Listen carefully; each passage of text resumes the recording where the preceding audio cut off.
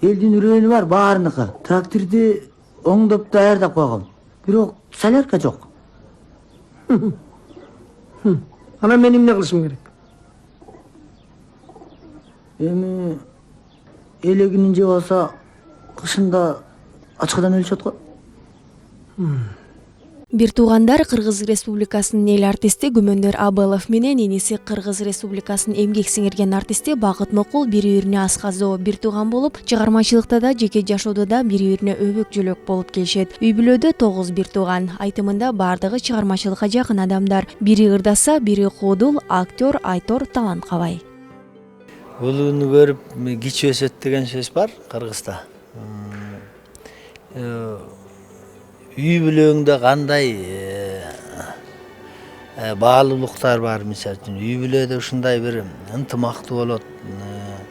Кээ бири өзүнүн ички дүйнөсүнө жараша үй бүлөсүн чыгармачылыкка болобу, же болбосо техника жагына болобу, же экономика жагына болобу, үйдүн өзүнүн бир жашоо шартындагы өздөрүнүн билген, сүйгөн кесиби болот да. Ошо кесибине жараша ошо үй бүлө калыптанып, тарбияланып чоңоет эмеспи. Бизде ошондой ошо агамды көрүп өстүм десем, мен топтора болуп атат. Агам атамды көргөн, энемди көргөн дегендей, биздин үй бүлөнүн чөйрмөсүндө мындайча азыркы сөз менен айтканда атмосфера биздин үй бүлөдөгү чыгармачылык адамдардан турган үй бүлөбүз.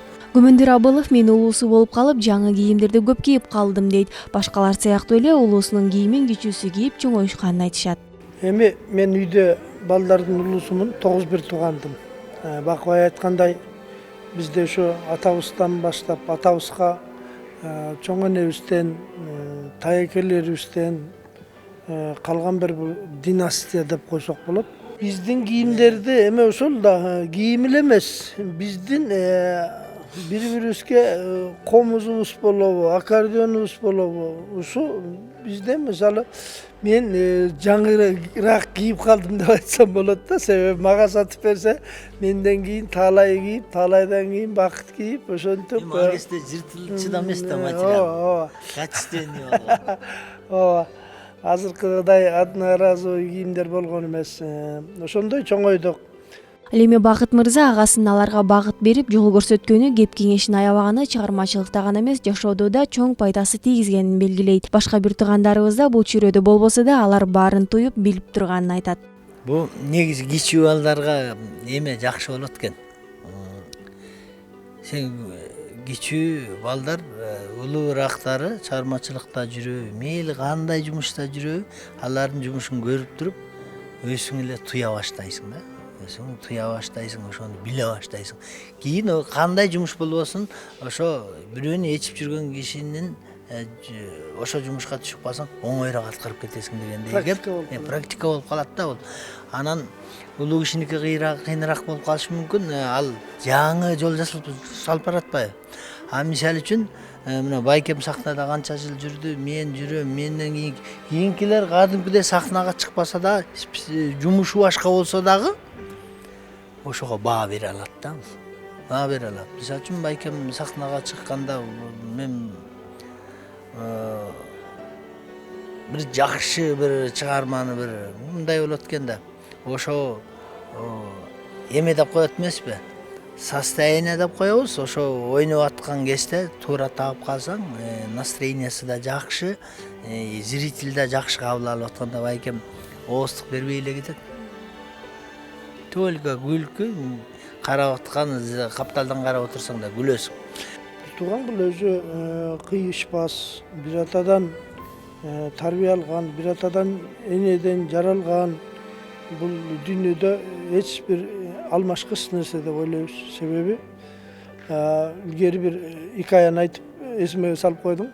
Илгери бирөө согуш болуп, душмандар каптап ушундай кол салып, бала дебей, жаш дебей, кары дебей ушундай кылычтын мизин алып, найзанын учун алып кырып келгенде ошо жанталашып ар ким жакка качышканда, бирөө атты минип алып качып баратса, баласын учкачтырып алып, атын минип алып качып баратса, бир тууганы жөө чуркап бараткан имиш качып. Анан баягы киши түш аттан деп, себеби 3 кишини көтөрө албай, кутула албай калышын билиптир да анан түш аттан деп туруп баласын түшүрүп туруп анан бир тууган мин деп туруп качып кеткен экен дейт. Эмнеге десе айтат дейт, баланы эртең таап алам. Эртең үйлөнсөм балалуу болот. Бир тууганды мен каяктан таап алам дегендей, табам деген бир экаяны чоң апабыз ошо жамакчы эле деп атпаймынбы? Могу жомокчу эле ошол киши ушуларды айтып калчу эле да. Учурда көп мамлекеттерде көрсөтүлүп 23 сыйлыкка ээ болуп Гран прини алып келип жаткан атаанын кереси тасмасына режиссерлук кылган Бакыт Мукул мына ушул ийгиликтерим агамды көрүп өсүп түзөнгөнүм үчүн деп билем дейт. Жалгыз кишинин чыгармачылыгы бир багыттуу эле болуп калышы мүмкүн. Болсо дагы кийин бир канча бир акылы токтолуп бир убакытка барганда болушу мүмкүн. Бир эң жеңилдиги чыгармачылык үйдөн чыккан кишиге жеңилирээк болот экен деп айтмакчымын. Ошо байкемди көрүп, атамды көрүп ушуга жетип отурдум десем мен жаңылышпайм.